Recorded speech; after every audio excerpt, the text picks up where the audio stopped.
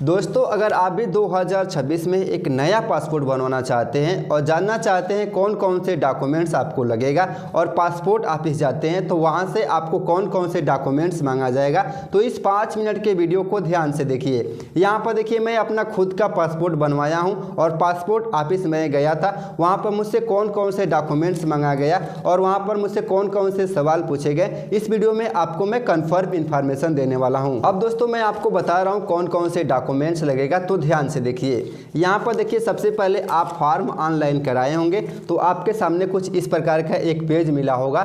यहाँ पर आपका डेट लिखा होगा और टाइम लिखा होगा। तो सबसे पहले आपको क्या करना है, अपना अच्छा से टाइम देख लेना है और डेट देख लेना है। जिस डेट को आपको यहाँ पर बुलाया गया होगा पासपोर्ट ऑफिस और जिस टाइम से आप 1 घंटा पहले पहुँचिएगा। अब आपको कौन कौन से डॉक्यूमेंट्स लगता है, चलिए बताता हूँ। तो यहाँ पर देखिए, डॉक्यूमेंट्स के तौर पर सबसे पहले आपको फर्स्ट ये पेज दिख रहा है, पासपोर्ट ऑनलाइन कराते समय मिला होगा। इस पेज को आपको कंपलसरी है लेकर जाना है। अब दोस्तों, आप जब भी पासपोर्ट ऑनलाइन कराए होंगे तो आपसे आधार कार्ड मांगा गया होगा, पैन कार्ड मांगा गया होगा, मार्कशीट मांगा गया होगा और या ड्राइविंग लाइसेंस मांगा गया होगा।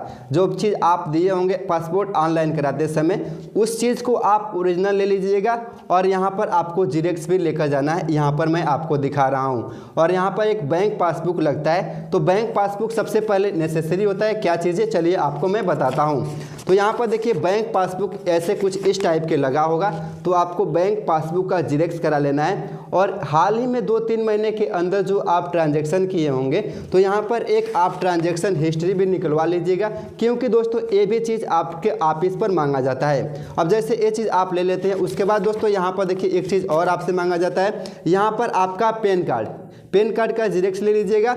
और उसके बाद दोस्तों एक चीज़ और आपसे मांगा जाता है, सबसे नेसेसरी चीज़ है ये आधार कार्ड। इस आधार कार्ड को ध्यान से देखिए और ऐसे ही फुल प्रिंट वाला आधार कार्ड आपको लेकर जाना है, नहीं तो वहाँ पर आपको दिक्कत हो सकता है। आधार कार्ड ले लेते हैं। उसके बाद दोस्तों यहाँ पर देखिए, आपको मार्कशीट लेकर जाना है। यहाँ पर देखिए, मैंने मार्कशीट लगाया था ऑनलाइन कराते समय, तो मार्कशीट मैं ले लिया हूँ। तो आप भी ऑनलाइन कराए होंगे तो मार्कशीट ले लीजिएगा।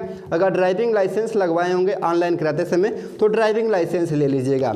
उसके बाद दोस्तों आपका ये प्रिंट रहेगा, इसे लेकर आपको यहाँ पर जीरेक्स पहले करा लेना है। ये ऑफिस में आपको लेकर जाना है। उसके बाद सबसे ज़रूरी चीज़ होता है ओरिजिनल डॉक्यूमेंट्स। ये जैसे आप देख रहे हैं ओरिजिनल डॉक्यूमेंट्स, ये ओरिजिनल डॉक्यूमेंट्स लेकर जाएंगे तभी आपको कोई दिक्कत नहीं होगा, अन्यथा आपको वहाँ पर दिक्कत हो सकता है। अब दोस्तों, ओरिजिनल डॉक्यूमेंट्स में आप पैन कार्ड दिए होंगे तो पैन कार्ड ले लीजिएगा, आधार कार्ड दिए होंगे तो आधार कार्ड ले लीजिएगा, मार्कशीट दिए होंगे तो मार्कशीट ले लीजिएगा और बैंक पासबुक तो नेसेसरी है, तो बैंक पासबुक भी आप ले लीजिएगा। और एक चीज़ मैं आपको बता रहा हूँ कि अगर आप ऑनलाइन कराते समय पैन कार्ड, आधार कार्ड, बैंक पासबुक ये चीज़ें दिए होंगे तो सब में नाम, डेट ऑफ बर्थ, पिताजी का नाम, एड्रेस सेम होना चाहिए। अगर थोड़ा भी मिसमैच हो तो आप उसे सुधार करा कर ही पासपोर्ट ऑफिस विजिट करिएगा, नहीं तो आपको दिक्कत हो सकता है।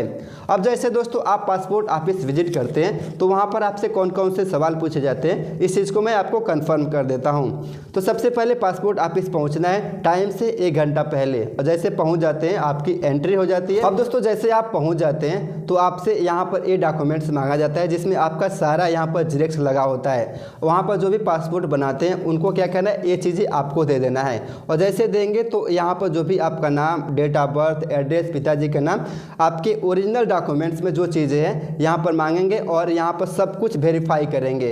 अगर सब कुछ सही है आपके ओरिजिनल डॉक्यूमेंट्स है यहाँ पर, तो आपका यहाँ पर वेरिफिकेशन कंप्लीट हो जाता है और आपको कोई भी दिक्कत नहीं होता है।